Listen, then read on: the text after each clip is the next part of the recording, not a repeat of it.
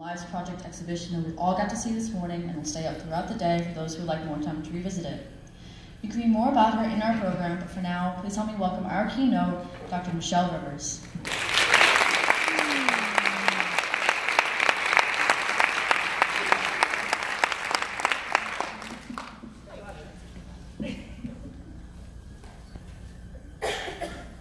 Thank you for your kind remarks. Not on now? There we go, that's better.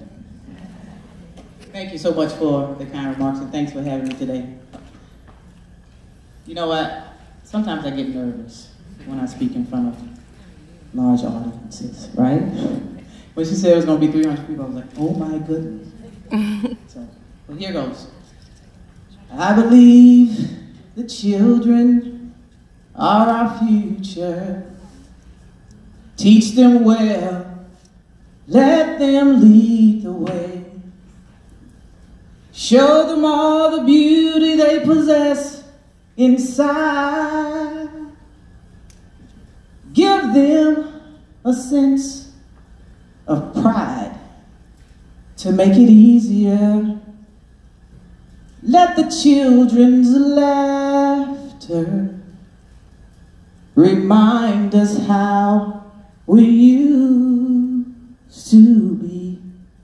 Everybody's searching for a hero. People need someone to look up to. I never found anyone who fulfilled my needs. A lonely place to be. And so I learned to depend on me. I decided long ago never to walk in anyone's shadow. If I fail, if I succeed, at least I lived as I believed. No matter what they take from me, they can't take away my dignity, because the greatest love of all is happening to me.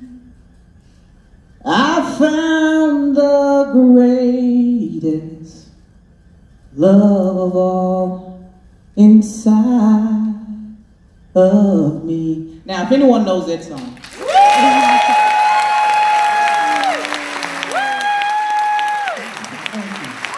So, if anyone knows that song, you know that Whitney Houston goes into this full, like, I decided long ago I was not going to try that. Just saying. No. So that song forces me to reflect on why I went into education in the first place.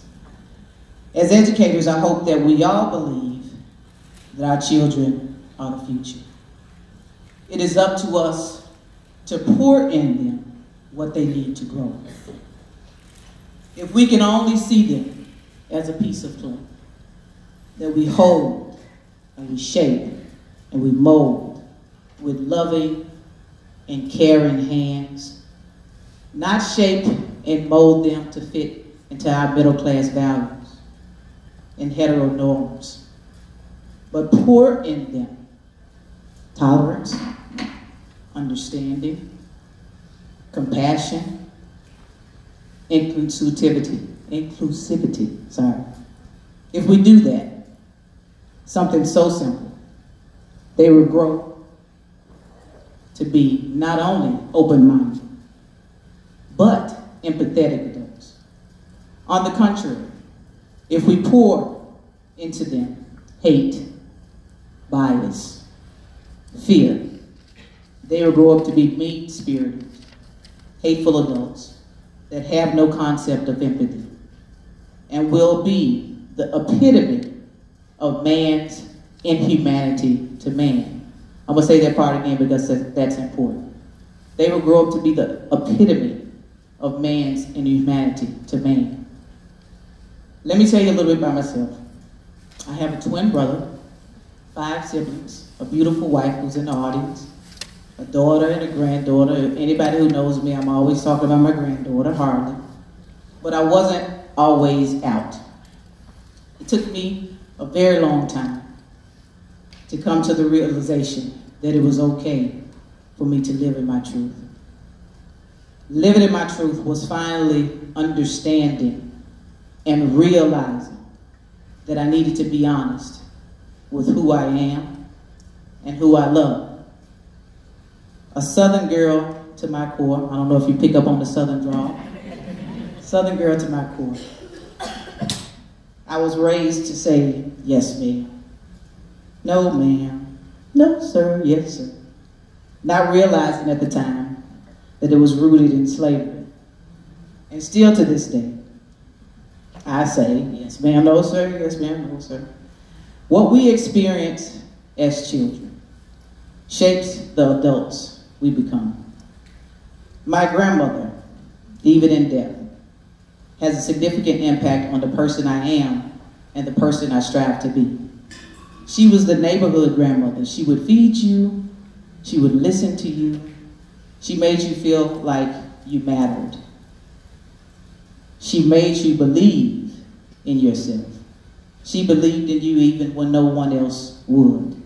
She was a gentle soul with the ability to talk her way out of a speeding ticket by getting out of the car with a Bible in her hand. On our way to Sunday school, mind you, with a car full of grandchildren. I don't even think we had our seatbelts on.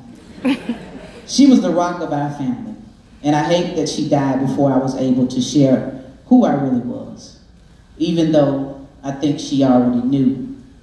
I say that to say this. Most of us are who we are because of learned behavior, because of what we picked up as children. Either you used what you learned and you ran with it, or you learned what you were taught in your home, and you did just the opposite. Either way, learned behavior is just that, learned behavior. I want you to think about my talk this morning through that lens, of learned behavior and the power of belief. It's important for us to understand it's really critical for us to believe in our children, which is why I opened up with that song. But I first want to conceptualize my talk this morning and cover some significant LGBTQ history for the month of January. In January 1973, Maryland becomes the first state to ban same-sex marriage. 1975, the first federal gay rights bill is introduced to address discrimination. This bill never sees the light of day. In 1977, Harvey Milk, an American politician and first openly gay official in California, takes office. That same year, the Advocate reveals that the CIA was collecting information on over 300,000 people who were being arrested for committing alleged homosexual acts. 1981, Barney Frank is elected to Congress and is the first U.S. congressperson to come out. In 1983, a lesbian couple was refused service at an LA posh restaurant because they wanted to sit in the romantic section. I know LA is totally different now, which is great. 1987, the DSM. I don't know if you've all heard of the DSM, but it's the Diagnostic Statistical Manual for Mental Disorders. It was not until 1987 that the term homosexuality was removed from the DSM manual as a mental disorder. 1992, the Out magazine began publishing. In 1993, the World Health Organization removed the term homosexuality as a disease. So, I mentioned these moments in time. Oh, I'm sorry, did I do that? Yeah, so I mentioned these moments in time because I want us to reflect on how far we've come, yet we still have so much more work to do to make our society more inclusive, tolerant, and understanding of perceived differences. The 2017 Gallup poll reveals that over 14.7 million Americans identify as members of the LGBTQ population. Making a lot of people crazy, I'm sure. Given this, Let's take a look at our current state of affairs. The Trump administration has reinstituted a ban on transgender individuals serving in the military. The Trump administration is considering a policy that could effectively end the recognition of more than 1 million adults who identify as a gender other than the one listed on their original birth certificate. 9-year-old boy Jamel Miles commits suicide after coming out to his 4th grade class. 11-year-old Madison Paulson commits suicide because of bullying. 2 months later, her girlfriend, also 6th grader, commits suicide. 2 men are arrested for the horrific murder of a lesbian family. A man is convicted of a hate crime in the murder of his gay son. A gunman enters an Orlando gay club and kills 50 people in a mass shooting. Unfortunately, I could go on, but the list would be too depressing. I know it's depressing for me. It is my belief that these instances of hate, bias, and anti-LGBTQ violence are rooted in hetero norms and some religious beliefs, which governs how society is constructed, especially the belief that there are only 2 sexualities, thus only 2 genders. When you identify with something that does not fit into hetero norms, you are often asked to explain yourself. People ask you ridiculous, insensitive questions that are none of their business. Right? Right? Oh. It's no one's business but your own who you are attracted to, how you identify as a woman, as a man, as a woman sometimes, and a man other times, or whether you identify as any gender, or how you express your gender or non-conforming gender identity. In our society, we think of gender as just what? Male and female, right? Especially when we're characterized by things like color and clothing. It seems like we can't look at anything without seeing it divided into boys and girls. This is heteronormativity. Here's the thing. Not everyone identifies as one or the other, or expresses themselves that way.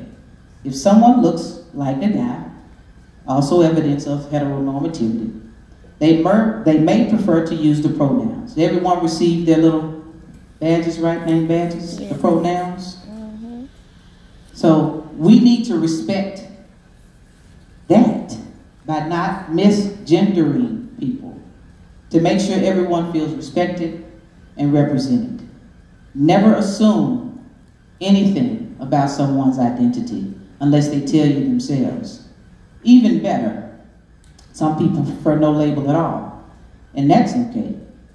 Now, when you go against the hetero norms, there are significant consequences that our most vulnerable LGBTQ youth face. And here are some of those consequences. The 2017 study by the Voices of Youth Edcamp says that LGBTQ youth are 120% more likely to end up homeless than their heterosexual peers. Another study by True Colors Fund says that LGBTQ youth comprise 40% of all youth experiencing homelessness, while they are only 7% of the youth population. The 2017 Gleason National Climate Survey reported that 84% of transgender and 70% of gender nonconforming students were bullied, harassed in school because of their gender. 42% of transgender and gender nonconforming students have been prevented from using their preferred name or pronoun. And 47% of gender and transgender students have been forced to use the incorrect bathroom. So kudos to Syosset High School for honoring and respecting those students.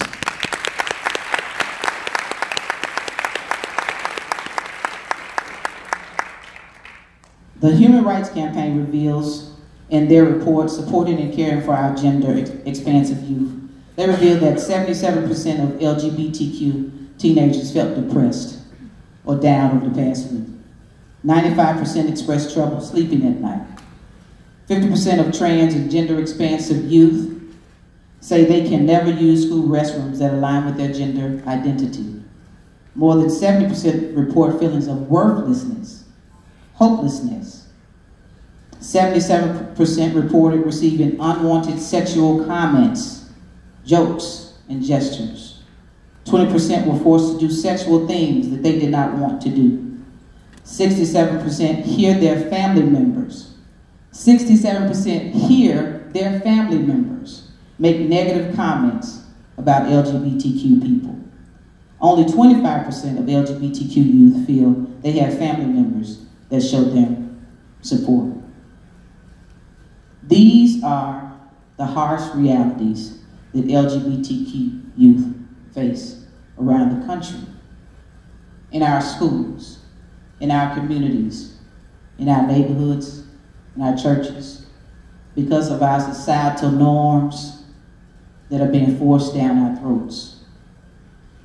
I want to dig a little deeper and talk to you a little bit about gender identity.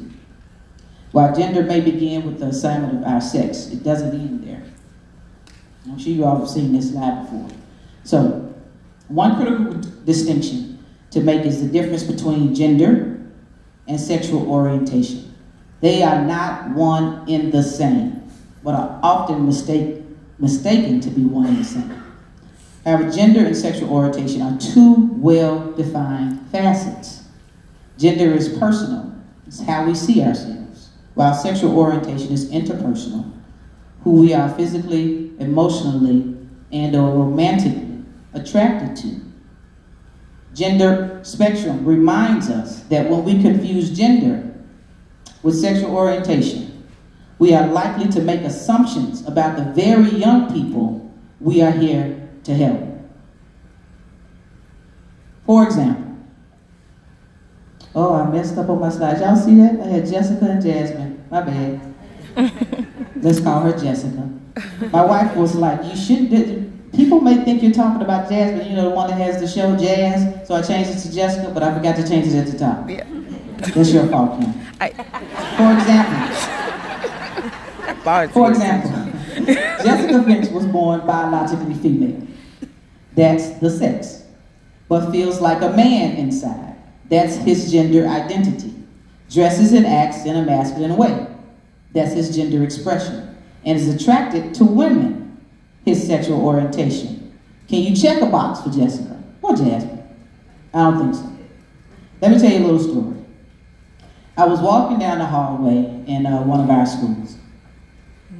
And a little second grade boy asked me if I were a man or a woman. Now, because I didn't fit into what he considered to be a gender norm, he needed to get clarification. His little second grade brain sent a signal that something here just wasn't right. It challenged his norm. And while I wasn't bothered by his question, because I've been on more than one occasion confused, mistaken for a man. I don't know why. I mean, you see this cute face? I mean, I don't know. What's frustrating to me is this. We are the same people who, when it is an LGBTQ child, we think they are too young to understand gender. And let me tell you why that is. Our society sexualizes everything when it comes to LGBTQ youth. Like 9-year-old Jamel Biles, who committed suicide after coming out to his class. He was bullied until he couldn't take it anymore. When the newspaper reported on Jamel's story, some of the comments were his mother should be ashamed of herself for forcing him to believe this or that.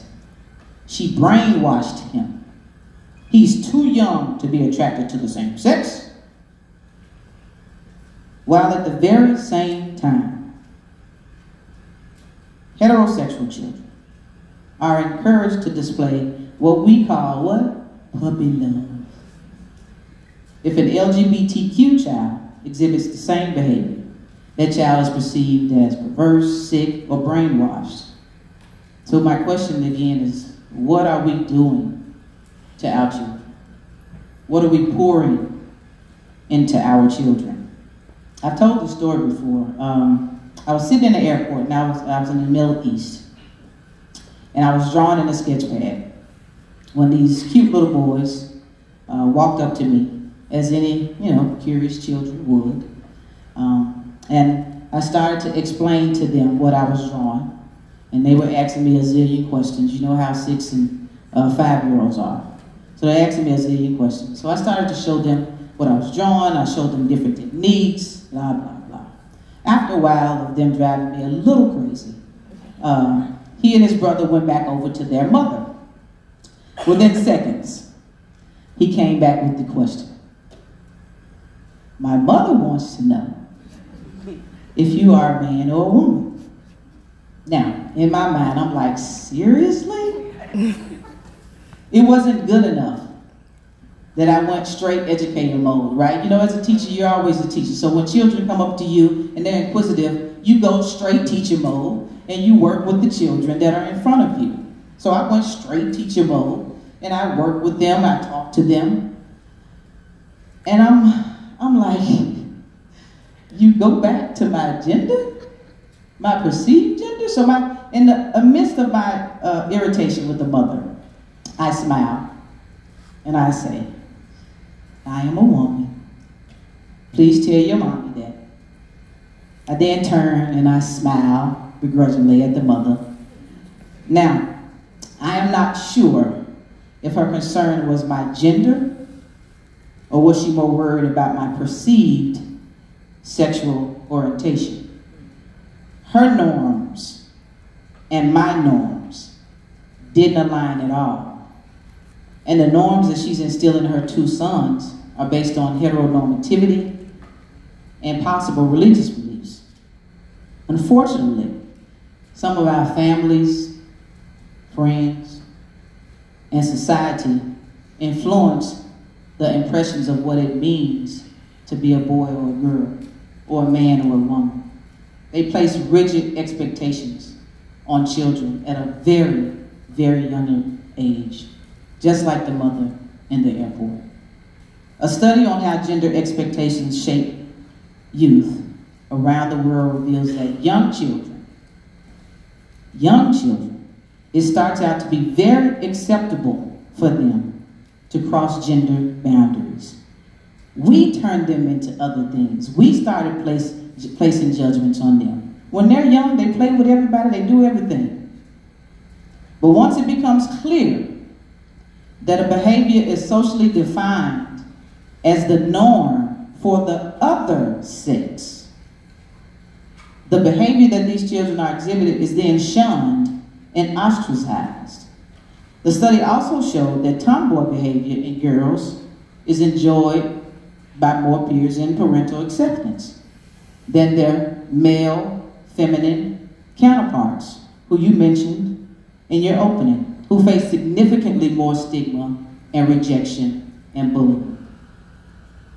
We are taught to believe that girls who act like boys display masculine characteristics associated with what? Power and dominance, while boys who act like girls are generally not granted the same social acceptance because of the lower power or prestige associated with feminine traits and behavior. That's a huge societal issue. Take me, for example. I have been wearing vests long before Ellen DeGeneres, by the way, but somehow she gets all the credit for the vest revolution. I wear lipstick, but I also buy and wear what society considers to be women and men's clothes. Again, they gender clothing, they gender shoes. Let's be clear. The only reason why clothing is gendered is because of what? Money. That almighty dollar. Profit and money. Now, I don't know about you, but I try, it's intentional for me, to challenge gender norms on a daily basis. I don't check a box, I don't fit in a box. So as we rethink the box, let's do so with the understanding that our society has a serious problem: racism, sexism, biphobia, transphobia, and other oppressions. We have become immune to these oppressions because they are interwoven into the fabric of our society and our culture. When people simultaneously face bias along multiple identity dimensions, such as gender, race, and sexual orientation, it is an idea referred to as intersectionality. To be more specific, people are members of more than one community at the same time and can simultaneously experience oppression and privilege. The term intersectionality was coined by a sister named Kimberly Crenshaw, who used it to describe the experiences of Black women who experience both sexism and racism. She notes that while all women experience sexism, the sexism that Black women experience is rooted in racism. So as you see from the slide here, intersection oppressions, nationality, ability, sexual orientation, gender, class, race, those all intersect. That means that everyone can come to the table with different same identities. So a person can have a nationality, can be oppressed by their nationality, they can be oppressed by their ability, they can be oppressed by their sexual orientation, or they can have privileges in those as well. So just in case you missed it, I don't think anybody missed it, I am Black, I am a woman, I am a lesbian, but find some men extremely attractive, especially Idris Elba, I'm just saying. Yes. I am middle class. I am a non-church going Christian. So how and when I confront heteronormativity, institutionalized racism, sexism, homophobia, typically comes off to others as the what? Y'all know this, angry Black woman. Now, when one challenges systems of power and privilege, it produces effects on groups of individuals that would not be produced if the dimensions did not intersect.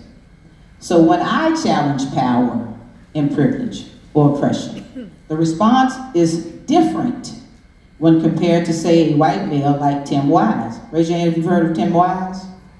A lot of you have heard of Tim Wise? Okay, look him up. Who on a daily basis, this man challenges power, privilege, and acknowledges the white privilege that he walks in. For example, the media made Caitlyn Jenner, in all her reality star glory, the new face of transgender people. However, what the media doesn't show is that she will never have to worry about being marginalized or oppressed for being transgender. Her privilege allows her to capitalize and make money from being transgender. When trans people of color are being murdered at disproportionate rates, you saw the paintings outside. They're denied housing. They're denied health care. They are living on the streets and lack access to critical resources they need for survival. So in Caitlyn's case, transgender, whiteness, and her wealth intersect. While she may experience transphobia, her privilege and wealth affords her the feeling of belonging far beyond the access and opportunities of a person of color. Take Janet Mock and Laverne Cox, both trans women of color. Now, if they were not out, both could pass for a cis-acting and heteronormative woman. Their privilege lies in the fact that they can lead stealth, you know what I mean by stealth, right? They can lead stealth lives if they wanted to. They would blend in because they fit the heteronormative of what a woman should look like dress like, and act like.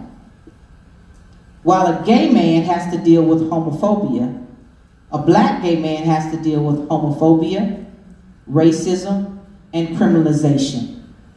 A disabled lesbian Muslim will have to deal with albinism, that's abilities, homophobia, Islamophobia, racism, and sexism. Needless to say, my very existence is at the intersection of racism, sexism, and homophobia. So I want you to marinate on that for a minute while I rewind to a little over 3 years ago, when a family member posted some pretty hateful things on Facebook. And I think people use Facebook to attack and do other things. I think there's some good things about Facebook, but some people use Facebook in the wrong way. Social media in general. So after trying to reason with this person, privately, of course, I realized that this person was only a small piece of the larger problem, only a small piece of the larger puzzle.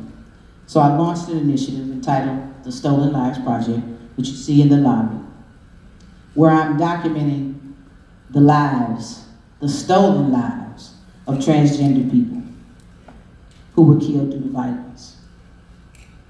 Victims of anti-transgender violence are overwhelmingly transgender women of color who live at the dangerous intersections of transphobia, racism, sexism, criminalization, which often leads to high rates of poverty, unemployment, and homelessness. The 2018 Fatal Anti-Transgender Violence in America report reveals that at least 26 trans people were killed in 2018. And I'm saying at least because oftentimes the media misgenders people. So to get accurate accounts, it is important for us to ensure that the media uses the proper gender when they are talking about and conveying in the media who was found dead or murdered. 82% of them were women of color. The majority of them are specifically black women of color. 64% were under the age of 35, and 55% of them lived in the South. And if you know the South, it is the straight up Bible Belt. So there is a lot of hate that goes on in the South. There were 29 trans people killed in 2017. 23 were killed in 2016. 21 in 2015. It is not enough for us to grieve the loss of these victims. We must honor